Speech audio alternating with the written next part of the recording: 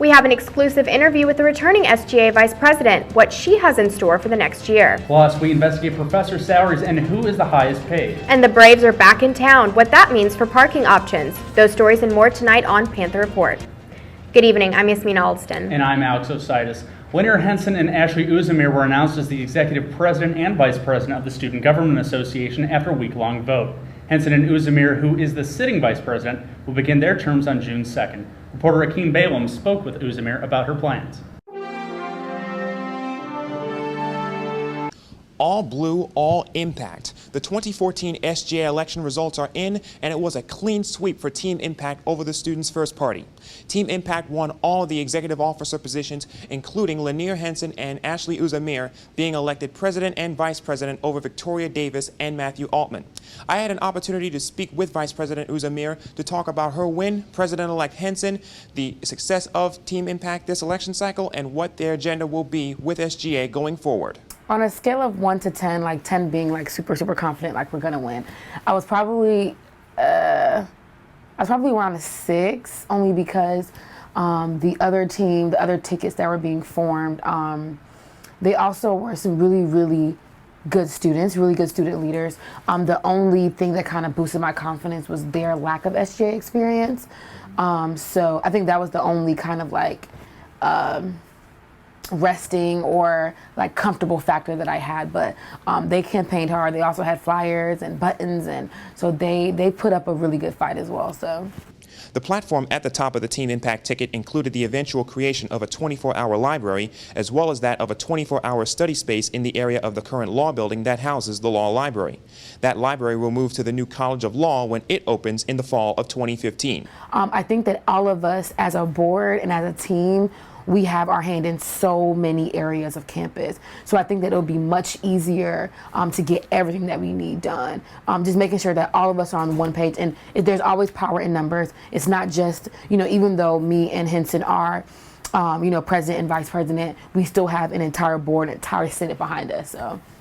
The resounding victory for Team Impact also included Cameron Bradley being re-elected as Vice President of Public Relations over Olivia Hightower, despite alleged misuse of up to $9,000 in PR funds.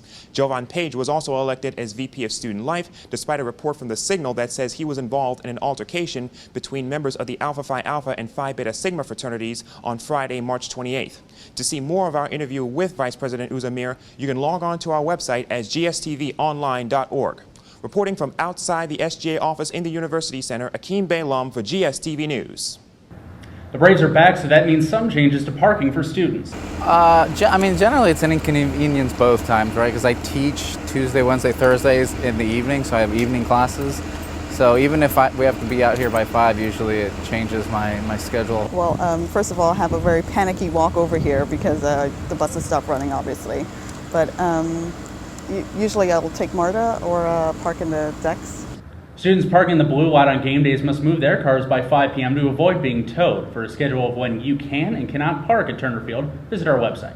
Georgia State is home to several of the highest paid professors in the university system. Alex Ositis joins us from the Satellite Newsroom. A few professors are making over $500,000 a year. Is that right, Alex? That's right, Yasmina. I've been looking through these open records at Georgia State University's salaries, and there are 5 professors with salaries above $350,000. The 5 professors we found topping the list of highest paid employees at Georgia State all come from the Robinson College of Business. Viswanathan Kumar tops the list at $868,000 for 2013. Kumar is a marketing professor who has 7 Lifetime Achievement Awards in the field of marketing. He's also been the top paid professor since we could obtain records dating back to 2009. International business professor Tamir Kavuskil was the second highest paid in 2013 at nearly $400,000. Kavuskil is also the namesake of the award issued by the American Marketing Association. Professors Nathan Bennett, Glenn Harrison, and Arun Ray round out the top 5. University officials were not willing to go on camera to talk about determining salaries, but here's what's known about the process. Professor salaries are determined by each college's administration based on merit evaluations and available funds from the University Board of Regents. In a statement we had on file from Arts and Sciences Associate Dean Carol Winkler, she noted that each college's dean looks at faculty salaries across the nation so that contracts stay competitive and retain the best people. And I do want to point out that many of the names on the list have quite literally wrote the book in their subject, possibly why the university is willing to pay top dollar. From the Satellite Newsroom, Alex Ositis, GSTV News. A minor chemical spill in the Natural Science Building shut down Decatur Street for more than an hour last Thursday. Employees were moving a drum of chemicals on the third floor when the spill happened. The building was evacuated as a precaution, and 4 employees were taken to the hospital after complaints of dizziness. The flow of street traffic is readjusting after several weeks of detours because of the streetcar construction. The project is well underway and is expected to be up and running within the second quarter of the year. The streetcar is expected to run from east to west in 15-minute increments. Price to ride will be consistent with MARTA prices. Reporter Carlin Pounders has an update of construction that might affect your summer schedule. If you've been down John Wesley Dobbs lately, then you've seen the construction of the new College of Law building here on campus. It's just one of 2 other buildings being constructed, and we talked with the Associate Vice President of the Facilities Management here on campus, Mr. Rahim Bakamuti. First, we asked him, what is the status of the building construction for Kell Hall, the law school, and Petite 2? It's about 65,000 square foot building, 6 floors, $24.5 million project. The current schedule, which is still tentative at this time, we should break ground for the project in August of this year and have it ready for occupancy by September of next year. Then we asked him, what would these improvements do for GSU? All these projects, in one way or other, advance the university's strategic goals and objectives. For example, the College of Law project would strengthen and improve the stature of our law school program. And with the new building, it will provide state-of-the-art class instructional space for our law students. Certainly that's a great improvement from their current space in urban life. GSU may be losing Kell Hall, but in its place, it'll only be gaining something better. That, along with the other buildings, are still underway, but once finished will only enhance the experience of the GSU student. With GSTV, this is Carlin Pounders. Coming up, free Scantrons in time for finals. And a look at where you could be studying this summer, next on Panther Report. Who are the people in your neighborhood? Hi, it's a fabulous neighborhood. In your neighborhood. Look, new neighbors. Oh, is that a fraternity? I think they'll like us. We're hip, we're cool. Yeah. Wicca, what's up? Hey, homies. Well, take it sleazy. Yes. What do you got there, sweetie? Is that a balloon? That's not a balloon. Oh, Jesus. Oh, gross. Are you ready for a show? This is an expensive bush. I'm sorry, I felt inspiration. I'm about to rip it out of the ground. Use the hips. It'll come easier. Come on! There it is. Just stop doing this stupid stuff! Why are you dressing up like Robert De Niro? Are you talking to me? I get what you're doing. I'm watching you. I'm watching you, fucker. If you want some, come get some. Oh! Sorry, my ball just got in your face. I'm pissed off. They underestimated us. I don't want to take the gloves off, but I'm going to take them off.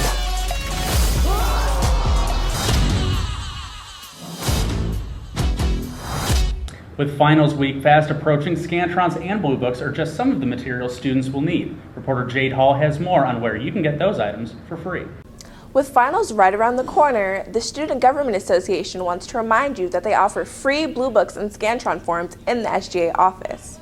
You can get cups, just SGA stuff around here, but most importantly, the Blue Books and the Scantrons. Those are every day, and they can get 2 a day of each or 1 of each day. And then we always have other extra stuff like sunglasses now since the weather's getting nice. Sometimes we have the little nylon book bags and flyers, information about what's going on campus. So quite a lot of little goodies around here. So you can stop by the office located at 400 University Center anytime between 8:30 a.m. and 5:15 p.m. There you have it, Panthers. Don't forget to stop by the SGA office located at 400 University Center to get your free Scantrons. Reporting for GSTV News, I'm Jade Hall. Transfer Instant Decision Days are officially at Georgia State. What this means is that prospective transfer students are able to choose a day to visit GSU, meet with an admissions counselor and academic advisor, and end the day with an admission decision on the spot. Transfer instant decision days are available on a first-come, first-served basis on April 21st and 24th, and then on May 5th and 12th. And we want to bring you an update on a story we've been covering throughout the year, guns on campus legislation. Georgia legislatures did pass House Bill 512 back in March, but the provision that would allow guns to be carried on campus was pulled before the bill was passed. However, the charge for carrying guns on campus was downgraded from a criminal offense to a $100 fine. If you're interested in studying abroad, summer may be the perfect time to do so. Georgia State is offering a multitude of study abroad programs this summer, including programs taking place in Brazil, Ukraine, Spain, China, France, and many more. Visit the Study Abroad office for more information. We go to reporter Victor Williams, who has more on the declining crime rates on campus. According to crime reports, crime at Georgia State University is down by 23% since last year. So today I'm talking to students to see what their opinion is and if they believe that they're truly safe here at Georgia State University. So far I've been here almost 2 years, so it's about a year and a half now. I spoke to student Dee Hurst, who made it clear that she was quite aware of the crime decrease since last year. She also told me when and when she doesn't feel safe on campus. I feel safe on Monday through Friday. I feel pretty much safe walking around the campus here at State. Yeah, I feel very safe. When you're walking around at night, there are a lot of, I don't know what to call them, homeless people and, people that you might want to watch out for. So you might want to walk with a friend or somebody that you know, somebody that you feel safe with. Crime has gone down at Georgia State University, but there still seems to be a big problem regarding marijuana usage, underage drinking, and trespassing on private property. Saturday and Sunday, because there's not a lot of students and not a lot of traffic here, then I just be cautious of my surroundings. Remember that if you're in need of emergency assistance, don't hesitate to call 911 or campus safety, and that number is 404-413-3333. Victor Williams, GSTV News. Consumer reporter Stephanie Joy Roden has some helpful tips on how you can save money by repurposing some things you might have at home already.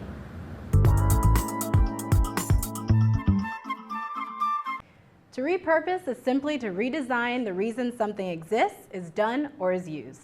Since budgeting and college go hand in hand, here are some items you might have around the house that you can repurpose and help stretch your dollars. Let's start with something simple, office tape. You can always use this to substitute as a lint roller. Just grab some, roll it back, and apply it to those problem areas. And voila, lint be gone. Don't underestimate your hard shell sunglass case either. They're not only perfect for keeping your shades intact, but other valued items like necklaces, earrings, and other small keepsakes. Chargers and adapters are also good to store inside these cases. For the ladies out there, eyeshadow primer like this one can cost you about $10 or more. Try using lip balm instead. It goes on smooth and functions the same way. Wait 5 to 10 minutes and then apply your shadow of choice as normal. If you have sensitive skin, make sure to use an unscented variety. Lastly, let's talk deodorant stains.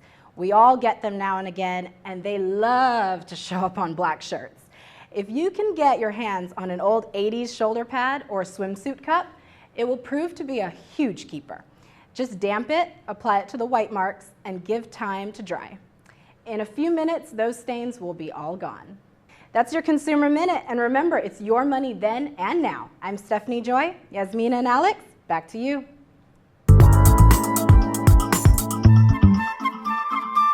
Tonight being our final episode of the semester and the last one Alex and I will be anchoring together, we both want to encourage any of our student viewers interested in broadcast journalism to join Panther Report this summer or next fall. There are many opportunities here at Panther Report, so visit our office in 205 University Center or find us online at gstvonline.com/Panther Report. Sports with Neha Ali and Dayvon Kimble is coming up after the break.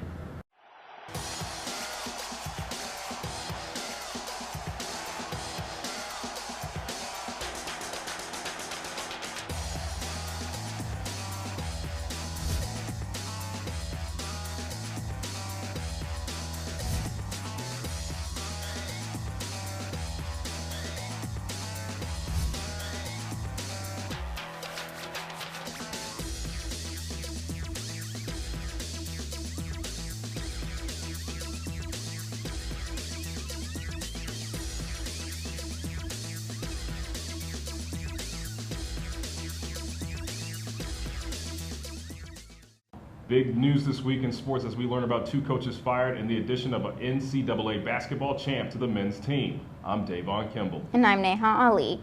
Former men's tennis coach Joe Barthel and assistant coach Cesar Vargas were officially terminated from GSU Athletics April 1st, 2014. They were allegedly found to violate several NCAA regulations, including those on gambling, alcohol use, and recruiting. The Signal sports editor Alec McQuaid broke the story last week. We sat down with McQuaid to get more details. Was it surprising to you what you uncovered? It was surprising because in the press release, Athletics described the violations as minor. So I was just expecting some recruiting violations, maybe a little unused money that they weren't supposed to use here and there. And then when I uncovered the gambling and then the alcohol while driving the team around, it was really kind of shocking because this is like a worst case scenario that could have happened. What do you think this means for the future of the men's tennis team? I'm not quite sure yet. It's interesting because they've had a lot of success. They won the Sun Belt Championship last season, and now this just kind of puts a damper on things that, it doesn't really affect the student athletes, but it just kind of puts a darker tone on the program. While GSU Athletics lost 2, they gained 1 in return. This weekend, Louisville guard Kevin Ware decided that he would join Ron Hunter and the rest of the men's basketball team for the 2014-2015 season. Ware's stepfather, Wesley Jr., told ESPN that Ware is fully healthy and eager to play close to the family. Ware will seek a medical waiver from the NCAA that will allow him to have 2 seasons of eligibility with the Panthers. Georgia State men's baseball dropped its 2nd straight game to UT Arlington by a 6-4 margin at home on Sunday. The Mavericks won the conference series 2-1. Georgia State's record stands at 17-20, and the team will be heading out to the Lone Star State this weekend for a 3-game series against Texas State. At the same time Coach Hunter was meeting with Ware, Panthersville was the place to be this weekend as 4 different sports were played outdoors. Baseball, softball, soccer, and football were all in action. Dayvon and I got a chance to catch some of the midday highlights. It was a busy weekend here in Panthersville as the softball team took the diamond to take on conference foe Texas State. The soccer team next door took on Erskine for one of the final games for the spring season. We chatted with head coach Brent Surrency about the expectations for next season. We treat the spring as an opportunity to give all our guys a chance to get on the field and prove themselves in real life game experiences. So in that sense, hopefully it's going to give some important minutes to guys that maybe didn't get it in the fall, and now will allow our team to be better moving forward. We sort of believe in the idea of building things from the bottom up and improving obviously everybody on the team, and if the guys that were maybe on the bottom in the fall can get better and push the guys further up the totem pole, so to speak, then we're getting better as a group. So that's really what we're looking for always. Who are you looking forward to going into the Sun Belt? Well, I think it's going to be the whole conference in general, to be honest. With playing as an independent last year and then not being able to compete in a conference tournament the year before, we're just really geared up to be able to play in a conference tournament. All 6 teams will go to that event, and it's huge. So we're looking forward to all 5 teams, and then us being the 6th. It's just an exciting time. I can't tell you how excited the program is and the players are. So it's something that we're really looking forward to. Great, thank you. Awesome, thank you. The day here in Panthersville was packed with events. GSU football kicked off a scrimmage game at 11 a.m. Fans and alumni were hosted with moonwalks and food trucks. Reporting for GSTV Sports, I'm Neha Ali. The women's track and field team had 8 first-place finishes in the 17th annual Blue Shoes Invitational at Furman University on Saturday. The Panthers set 6 17th annual Blue Shoes record times for the long-standing event in winning the 100, 200, 400, 100H, 400H, and shot put. The Panthers returned to action Friday and Saturday at Auburn in the War Eagle Invitational.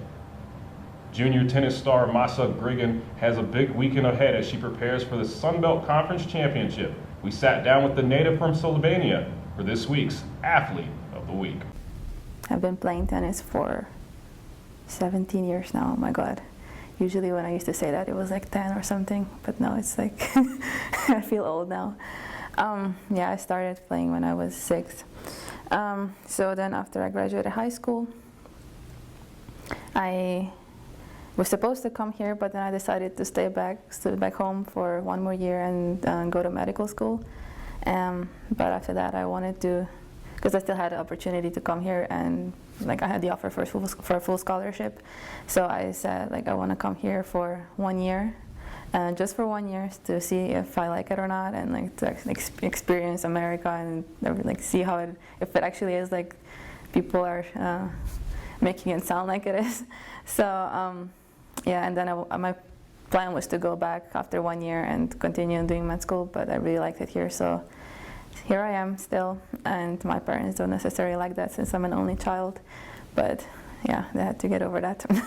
Well, first of all, we are a very athletic family. My dad is a soccer coach, my mom is a volleyball coach, and they both play tennis recreationally. Also, my grandpa, he used to play tennis a lot, basically just as a hobby, not professional or anything like that. And so, I don't know, I always used to go with them, and this, like, the first time I started hitting was with them just for fun. And that was like, I don't know, when the record was still like much bigger than I was. And then in my elementary school, there was this one professor. He was a PE professor, and he taught me, but he was also a tennis coach at this club, and he was the one that kind of, I don't know, basically it was just, he was talking to my parents and they knew each other, so they signed me up for tennis courses, and yeah, I never stopped. No, I actually don't like watching tennis on TV at all. I don't follow it. I don't really, I've never had like an idol or anything like that. And my mom was just really mad about this because she loves to watch tennis on TV, and she also wanted me to watch it. Like when I was younger, she made me watch it so that I could learn something from it, but maybe that's the reason that I really don't want to do it. So no, I really don't. I actually never had, I never thought I would. I was always kind of more of a school person, and I don't know, because I'm good at school, I like school. But now that I came here, and well, I don't know, I got a really good doubles partner, and I've always actually loved playing doubles. But now actually, I have a good partner, we have a lot of success, we're ranked, we have really good results. So I really want to play pro for at least a year or two with Abby, and see how it goes. And then, because I started thinking about it, and if not now, then when? Because tennis is, they have this window of time where you can play professional, but then at one point, you just can't anymore because you get too old. So I'm thinking about it. We're talking about it. So I think actually this summer and this upcoming year, we're gonna try to play professional tournament, see how it goes, and then anything is open, I guess. I'm very excited. Obviously everyone's talking about it. We lost in the finals for the past 3 years, and this sucks. The feeling, it's not good. So I don't know. We worked extremely hard this whole 2 semesters actually, and yeah, I'm prepared. I'm ready to fight. So do whatever it takes so we don't feel that feeling anymore. So yeah. I think it will be a good tournament for us. For more sports updates, visit the Panther Report website and follow us on social media. This has been your final GSTV sports update for the spring. I'm Dayvon Kimble. And I'm Neha Ali. Thank you for watching Panther Report this week and throughout the year. Please visit us online for stories not featured in tonight's broadcast, and for breaking news and sports updates until we return. Follow us on Twitter at Panther_Report and like Panther Report on Facebook. I'm Alex Ositis. And I'm Yasmina Alston. Have a good evening and a great summer.